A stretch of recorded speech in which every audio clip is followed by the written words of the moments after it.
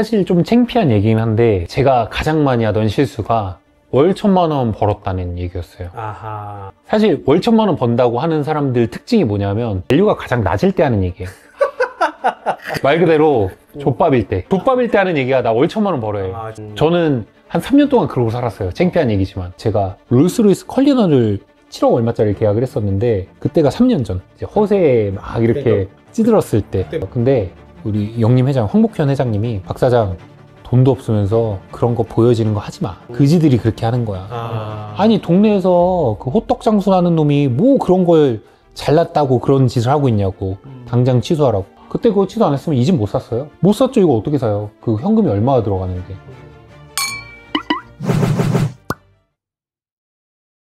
거의 너도 언더독이잖아. 혼자 자수성가해서. 네. 너가 왜 자수성가야? 너 진짜 흙수저야. 그 얘기 좀 해줘. 저는 흑수저는 아니에요. 저 어렸을 때는 진짜 부잣집이었어요. 어렸을 때 일하시는 분 다 계셨고 집도 한 120평? 돼서 제 방이 13평이었어요. 지금 아까 보신 안방보다 더 컸어요. 그지. 그리고 증조할아버지가 맛볼 때 땅 부자셨는데 양계장을 하셔서 계란을 팔고 닭을 팔고 그 레버지로 하면서 땅을 사셨어요. 아, 이게 신의 한 수였네. 뭐 갖고 싶은 게 없었어요.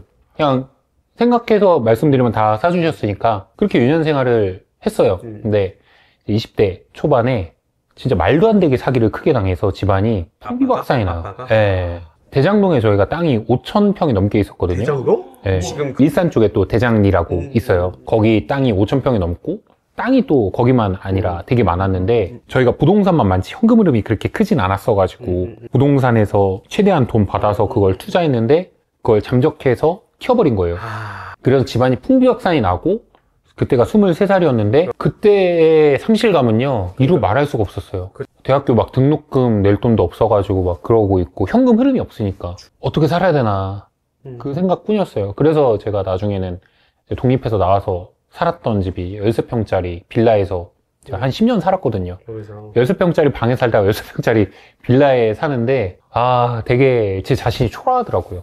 그래서 그때 무조건 돈을 많이 벌고 싶었어요. 어떻게든 돈을 많이 벌고 싶어서 돈 되는 건 다 하려고 했었죠. 처음에는 국회의원 수행비서도 해보고 KTNG라는 기업도 들어가 보고 직장생활 한 거야? 직장생활 오래 했죠. 그리고 영림이 연봉을 제일 많이 준다고 해서 15년? 15년 전에 연봉이 5천이었으니까 엄청 센 거죠. 그래서 영림을 다녔던 거예요. 연봉을 많이 주니까. 지금도 연봉 엄청 세요.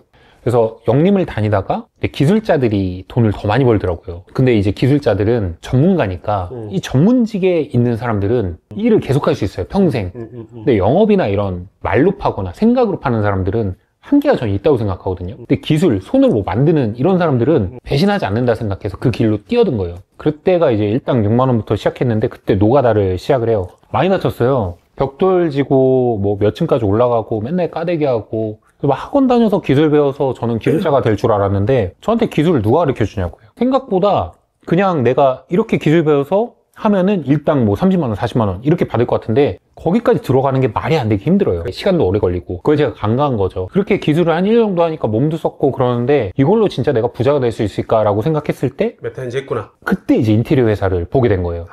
이 사람들을 다 진두지휘해서 부리는 사람이 가장 돈을 많이 버는구나. 근데 인테리어 하는 사람들이 그 당시에 매뉴얼과 시스템이 없더라고요. 전 나름 대기업을 다녔기 때문에 매뉴얼과 시스템의 중요성을 알고 있는데 그래서 맨날 고객이랑 싸워요. 도면이 있어야 고객한테 설득하고 뭐 얘기를 하고 할 텐데 아무 내용도 없이 난 이렇게 했다. 고객은 이렇게 했다. 이러니까 맨날 싸우더라고요. 내가 여기서 매뉴얼만 잘 다지면 이 바닥에서 승산 있겠다. 너가 6만 원을 네. 부터 시작했잖아. 네. 돈은 어떻게 해서 모았어? 저는 이제 일당 6만 원 받고 그런 다음에 인테리어 회사 다닐 땐 130만 원부터 시작했고 제가 이제 5년 됐을 때 32살에 31살이었죠. 31살에 연봉 2,400 받아서 그때까지 근데 제가 영림에서 3년을 다녔는데 영림 연봉이 5천이에요. 그때 제가 한 1억 2천을 모았어요. 스타벅스 커피 일주일에 한 잔씩 마시면서. 그러니까 저 돈을 안 썼어요. 그냥 알뜰살뜰하게 모았고 초기 자금 1억 가지고 시작을 한 거죠. 그래서 사업소득으로 가치를 높여서 그런 걸로 주식 그리고 아무래도 저희 아버지가 부동산 쪽을 그래도 오랫동안 경험을 해보신 분이다 보니까 아버지의 의견 그리고 어른들의 고견들을 최대한 많이 듣고 그런 다음 행동을 하는 것 같아요.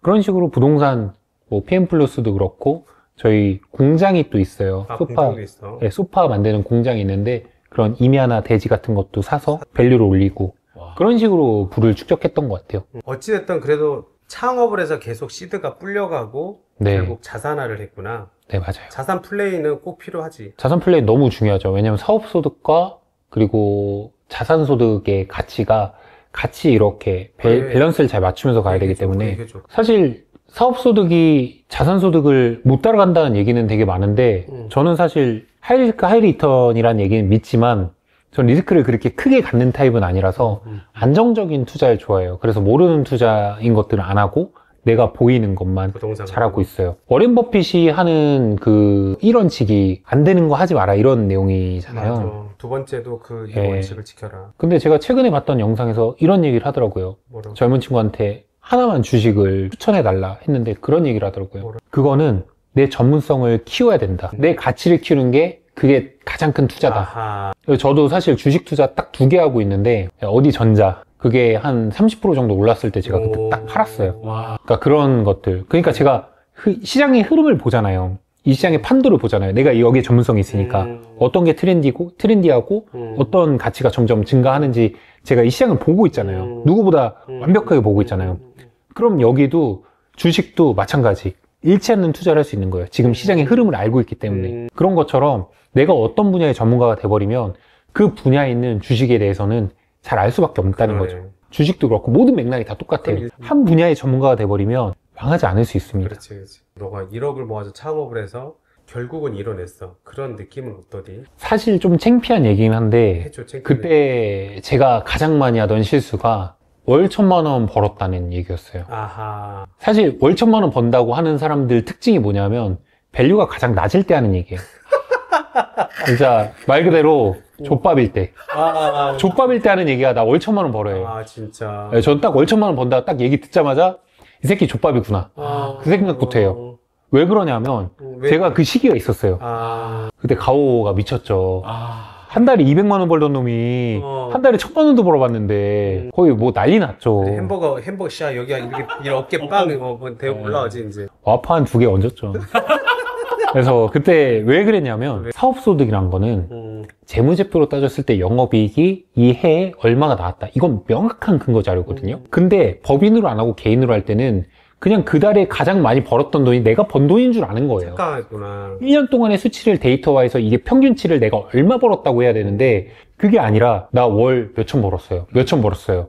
이 얘기하는 거는 진짜 멍청할 때 하는 얘기. 저는 한 3년 동안 그러고 살았어요. 창피한 얘기지만. 그래서 사치도 많이 했어요. 그때 막 좋은 시계도 사고 좋은 옷도 많이 사고 지금은 뭐 제가 사고 싶은 걸 사는 제 취향에 맞는 좋은 걸 사지만 그때는 보여지는 거. 누가 봐도 루이비통 하면은 딱 보여지는 거. 옛날에는 누구한테 보여주면은 보여주기에 제가 소비를 했다면 지금 제 자신한테 부끄럽지 않은 소비를 하고 있어요. 나를 만족하는 거. 내가 스스로 만족하는 거. 예전에 자동차 같은 경우에도 제가 롤스로이스 컬리너를 7억 얼마짜리 계약을 했었는데 그때가 3년 전. 이제 허세에 막 이렇게 그러니까 찌들었을 때. 그때 매출이 그렇게 올라올 때가 아닌데. 그때 한 100억 했죠, 그래도. 연매출 한 100억 했죠. 100억 할 텐데 이제 계약을 다 했어요. 근데 우리 영림 회장, 황복현 회장님이 박 사장 돈도 없으면서 그런 거 보여지는 거 하지 마. 그지들이 그렇게 하는 거야. 아니 동네에서 그 호떡 장수하는 놈이 뭐 그런 걸 잘났다고 그런 짓을 하고 있냐고. 당장 취소하라고. 그때 그거 취소 안 했으면 이 집 못 샀어요. 아, 그랬네. 못 샀죠. 이거 어떻게 사요? 그 현금이 얼마가 들어가는데. 그러니까 그런 식으로 저한테는 항상 은인 같은 사람들의 조언들이 있었어요. 근데 저는 그 폼 잡을 때는 말도 안 되게 폼을 잡았던 것 같아요. 남들한테 보여지는 거. 전 사실 차도 잘 몰라요. 어떤 차가 있고 어떤 기능이 있는지도 몰라요. 그냥 롤스로이스가 가장 좋은 차라니까 한번 사봤던 거예요. 그런 말도 안 되는 소비를 그 당시엔 했었죠. 내가 월 1,000만 원 번 줄 알고. 근데 그때 그 이익률을 다 따져서 보니까 그 당시에 월 순이익이 한 450, 500 됐더라고요. 그러니까 메타인지가 안 되는 거예요. 내가 가장 많은 수입이 났던 월 2,000만 원이 났으면 나 2,000만 원 벌어 이러는 거예요. 근데 그걸 1년 집계로 해보면 월 2,000이 아니라 1,000원도 안 되는 경우도 있고. 근데 유튜브에서 대부분 그 월 소득만 딱 증명해 놓은 다음에 나 이만큼 벌어. 나 이렇게 증명했어. 라고 해서 얘기를 해버리니까. 그래서 막 진짜 증명을 할 수 있는 사람은 재무제표 까서 보여줘야죠. 자신 있는 사람은. 형 채널이 돈 공부하는 채널이야. 부자들이 되고 싶은 자영업자, 직장인들이란 말이야. 부자 어떻게 하면 좀 될 수 있겠어? 일단은 소득이 있어야 돼요. 내가 투자를 해도 그 투자한 비용에 대한 소득으로 레버리지 할 수 있는 기본적인 캐시플로우가 있어야 돼요. 그 캐시플로우가 없는 상태에서 무리하게 투자를 해서 거기에 빚더미에 앉아가지고 힘들어하는 사람 많잖아요. 부동산 투자하는 사람들 중에. 그렇게 무리하면 안 되고 때가 되면 해야 돼요. 인간이 실수를 범하는 가장 큰 사례가 뭔지 아세요? 그거는 급해서 그래요. 내가 이 건물이 나왔어. 지금 아니면 못 산대. 근데 이게 원래 시세보다 막 몇십억이 더 비싸. 근데 지금 안 사면 옆에 사람 살 것 같대. 혹하니까 사는 거예요. 그게 최악의 실수예요. 나한테 기회가 오고 때가 올 때까지 진득하게 기다리면 객관적으로 판단할 수 있는 시간과 여유가 있으면 내가 좋은 물건을 살 수밖에 없어요. 그게 좋은 기회인 걸 어떻게 할 수 있을까?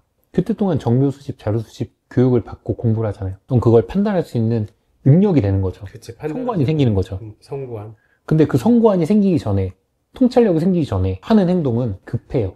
시연아, 너는 왜 돈을 이렇게 벌어? 저는 사실 막 부자가 되려고 돈을 벌고 한 거는 사실은 아니에요. 그냥 저는 목표를 저기까지 안 봐요. 사람들이 저한테 그래서 너 최종 목표가 뭐냐? 몇 조짜리 기업을 만들고 싶냐? 막 이런 거 물어보는데 네. 저기까지 저는 보지도 않고 그냥 당장 눈앞에 가야 될 거, 당장 지금 해야 될 거, 당장 내일 해야 될 거, 그냥 오늘 하루하루를 최선을 다해서 살아야죠. 늘 눈 뜨는 것만 해도 감사한 일이잖아요. 그런 것처럼 하루하루 최선을 다하고 살다 보면은 지나고 보면 뒤를 돌아보면 아, 나 최선을 다하고 살았구나. 이런 또 감정이 들고 그러다 보면 내가 또 어떤 좋은 식사를 하거나 좋은 형님을 만나거나 형님처럼 이런 좋은 사람 만나서 좋은 얘기하고 좋은 거 먹고 그러면 또 행복감 느끼고 또 내일 열심히 살고 그냥 사는 게 뭐 별게 없잖아요. 행복하려고 사는 거잖아요. 그 가치를 어디다 두냐로 포커싱을 맞춘다면 저는 부자에 맞추진 않았어요. 너가 좀 기버 마인드잖아. 맞아요. 주는 게 행복해요. 그니까. 받는 것보다. 그니까는 얘가 이게 가식이 아니거든. 네. 눈이 되게 선하세요.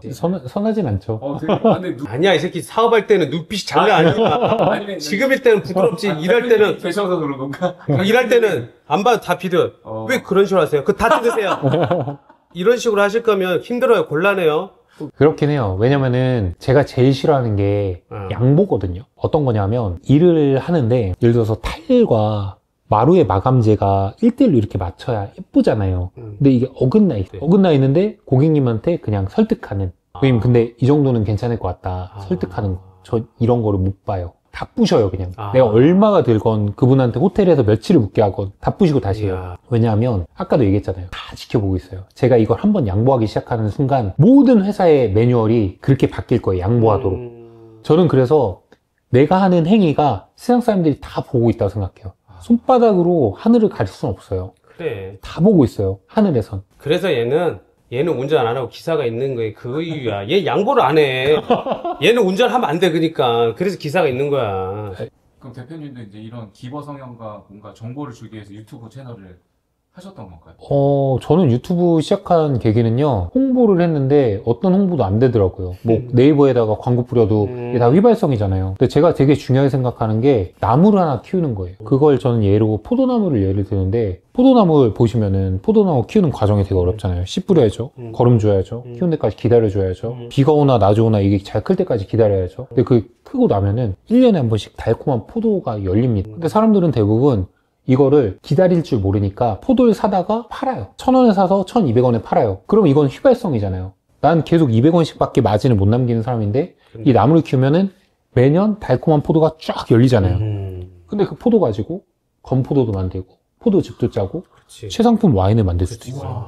이야. 그럼 그걸 브랜딩해서 그 부가가치를 훨씬 더 키우고 씨를 뿌려서 포도나무를 확장시키고 그 땅도 사서 포도를 더 키우고 좋아. 무한의 가치가 된단 말이에요. 이 나무를 키워야지 휘발성으로 그냥 한번 쓰고 끝나는 그런 홍보와 마케팅은 의미 없다고 생각해요. 그래서 각자의 포도나무를 키우는 게 굉장히 중요하다. 그건 결국에 실력이자 본질이자 내용이다. 내용이 중요하죠. 지금부터 내 마음의 씨앗부터 포도나무를 심으려고 했으면 좋겠어. 그러니까. 진짜 여러분들 농부되지 말고 가서 어디 갑자기 가고 포도를 심어야겠다 해버리면 안 되니까 큰일 나보니까 어찌까. 만약에 1억이 있어. 그럼 1억을 그 다음에 10배 10억으로 불린다면 너라면 어떻게 하면 좋겠어? 저는요 완전 본질론자라서 1억을 내가 모을 수 있을 때까지 한 업을 열심히 했다면 그만큼 거기에 대한 전문가가 됐을 거라고 생각해요. 그렇지. 부끄럽지 않았을 거야. 저는 그럼 그 1억을 가지고 투자를 해서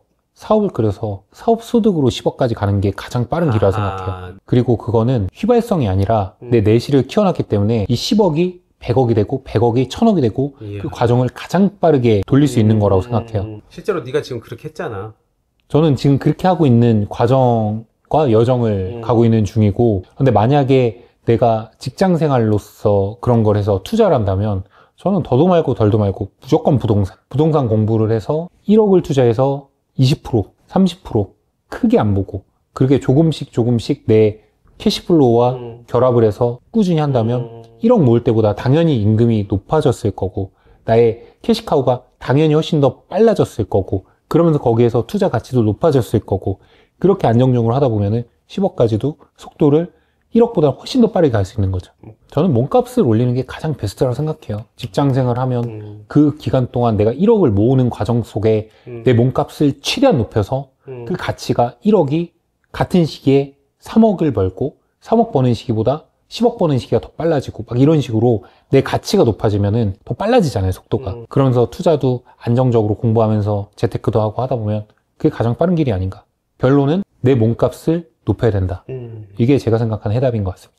시은 어때? 오늘 이렇게 와서 형 초대해서 이런저런 이야기 해주니까 느낌이 어때?